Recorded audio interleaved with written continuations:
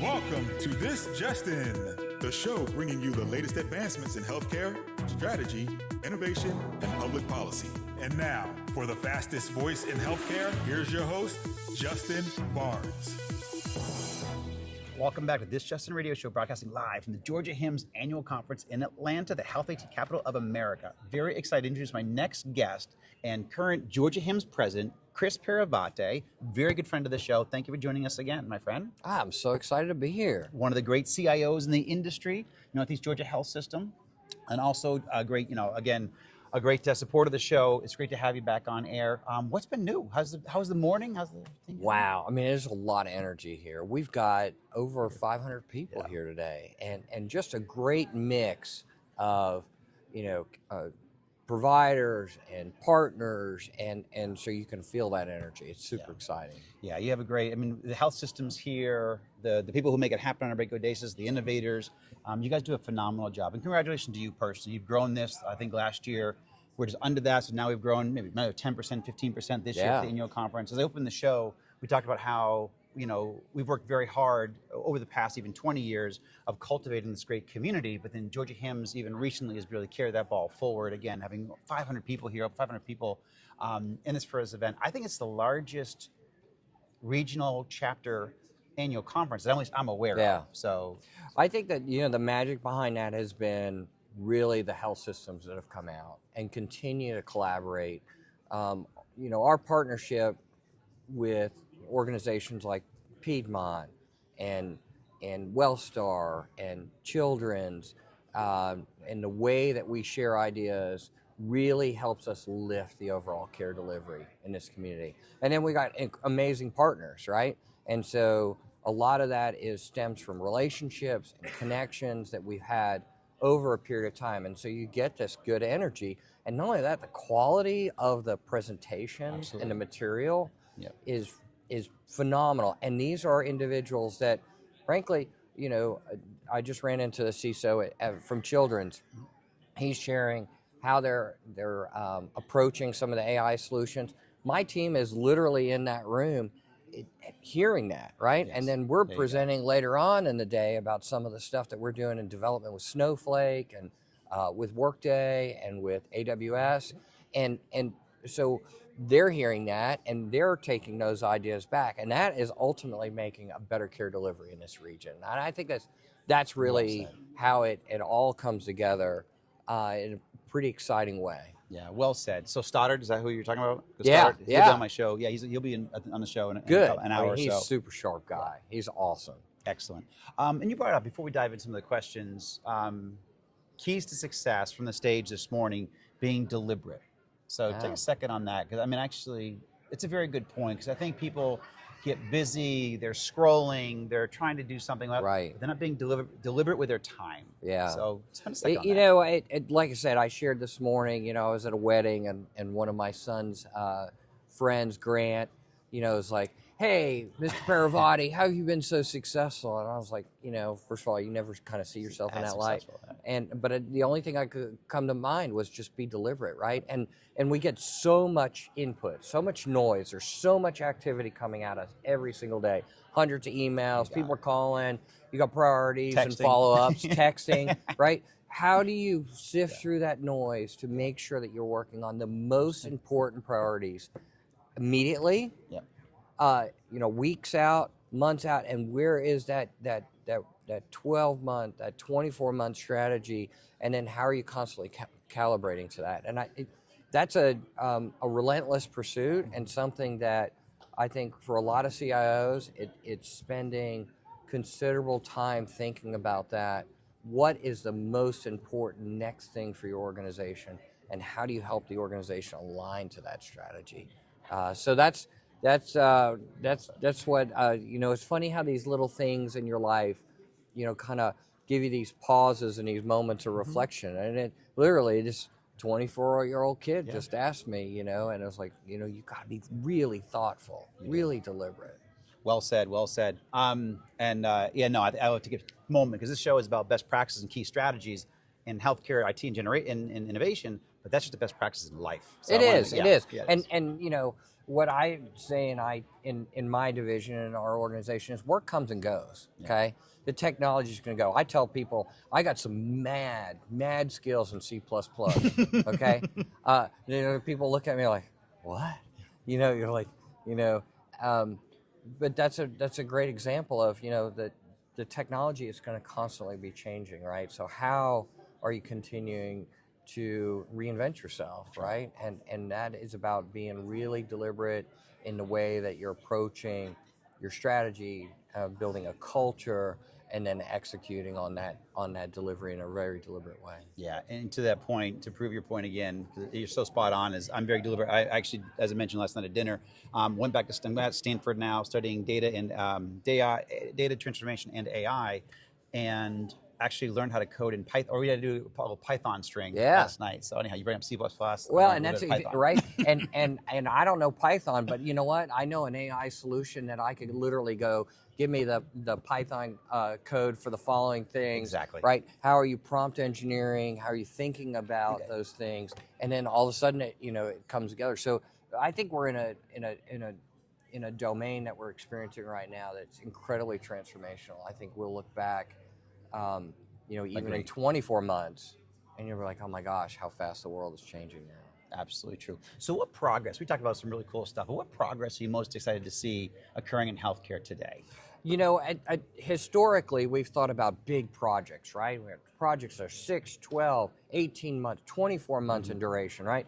And we think about this upgrades, enhancement bucket, right? And you're just churning incremental changes, and that's great, and it's been good, and it's got us here. But now there's this third category of AI adoption, and I can drive huge transformation in our organization in bursts. I mean, we rolled out in 2 months. We rolled out ambient voice recognition to over 500 providers in our organization, and I've had physicians come to me and say, "You changed my life," and I'm like, "I changed your life?"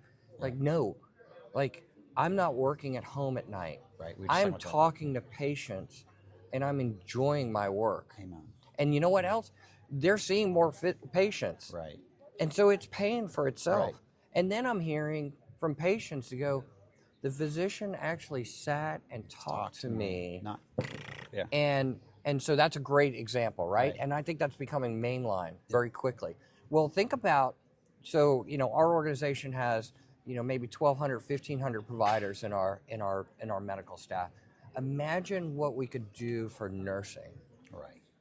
Now I got 6,000 lives that I can touch. Right. And how can I help that nurse be in the moment? And the moment of compassionate care means that I've taken all the transactional stuff that's been taken care of. And so I think that's an exciting space. Very. We're going to be piloting nurse ambient voice recognition later this year. We're part of early adopter with Microsoft, Nuance. We're doing some exciting development around how do we really give access to data, right? So we built an LLM on our reporting stack.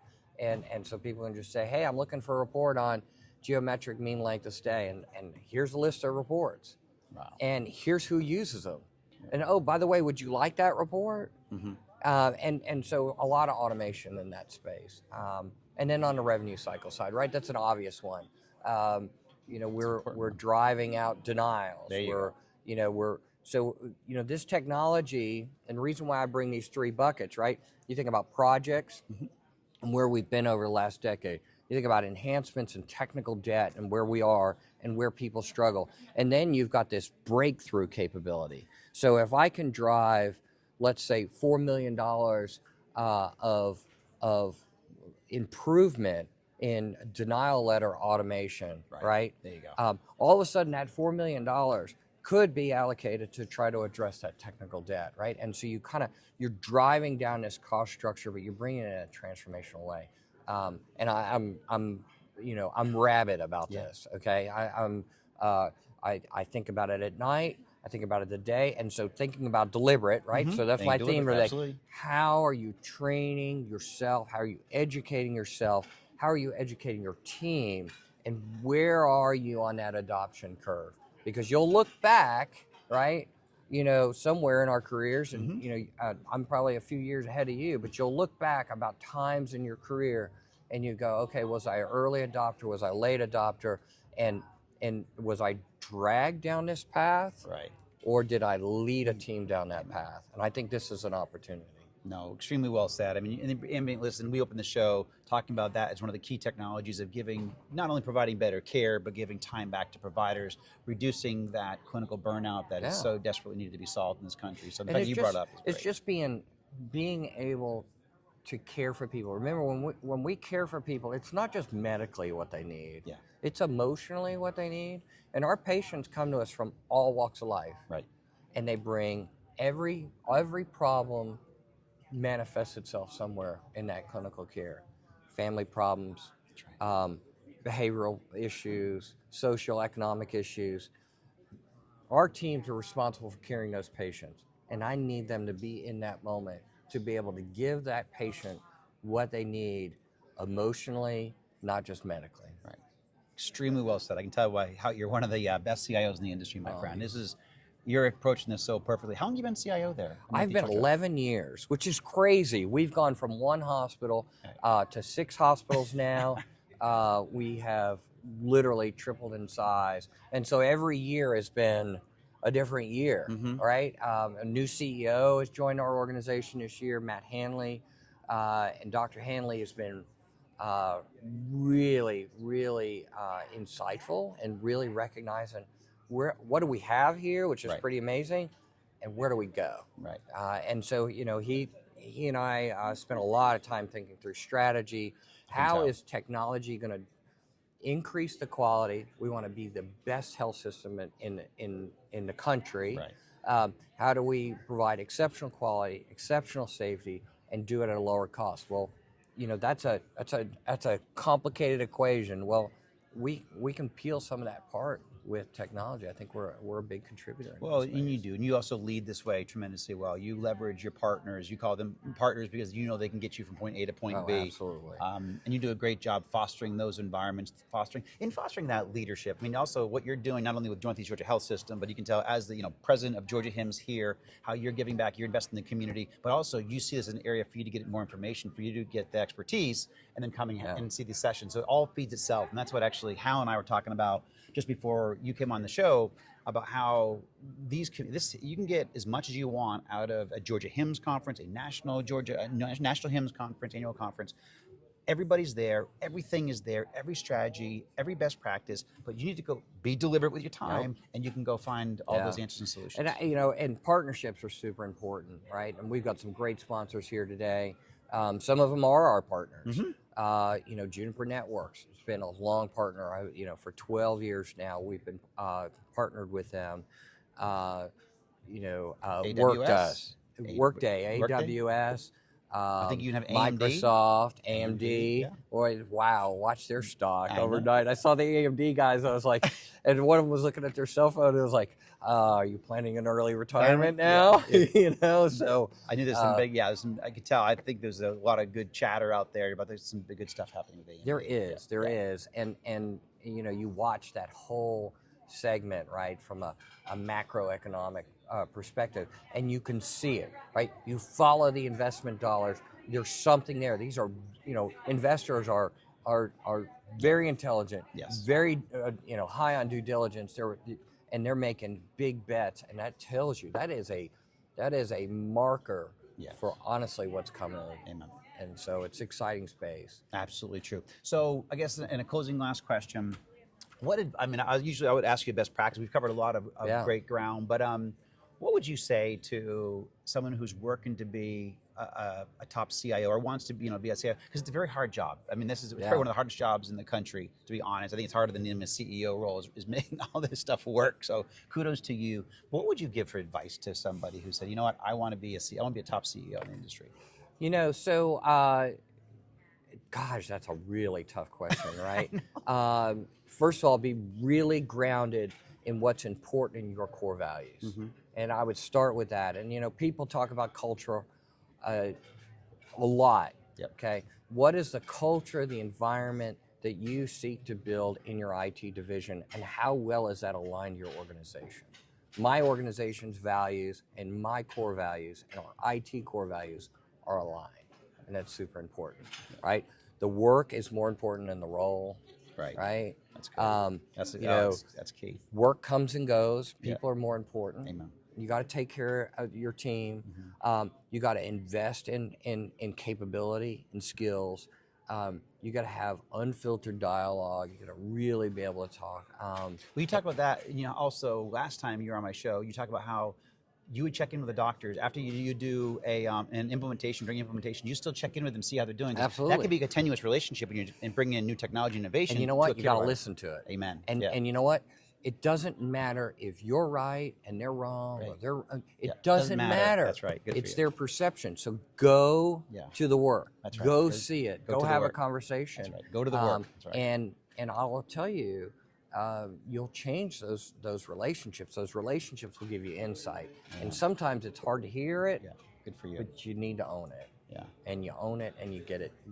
You get it to a better place. Yeah. Well said, my friend. Chris Paravate, you're an amazing CIO, good friend of the show. Thank you. Thank you so much, my friend. Absolutely. Awesome. Great to see you again. Have a good rest of your day. See you.